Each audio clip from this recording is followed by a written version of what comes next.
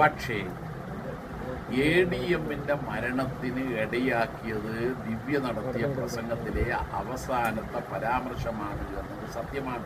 അതുകൊണ്ടാണ് ഞങ്ങൾ പറഞ്ഞത് അത് തെറ്റാണ്. പറഞ്ഞാൽ ദിവ്യയുടെ പേരിൽ എപ്പോഴാണോ ആക്ഷേപം ഉയർന്നു വന്നത് അന്ന് തന്നെയാണല്ലോ ജില്ലാ പഞ്ചായത്ത് പ്രസിഡന്റ് സ്ഥാനത്ത് നിന്ന് ഒഴിവാക്കുന്നത്.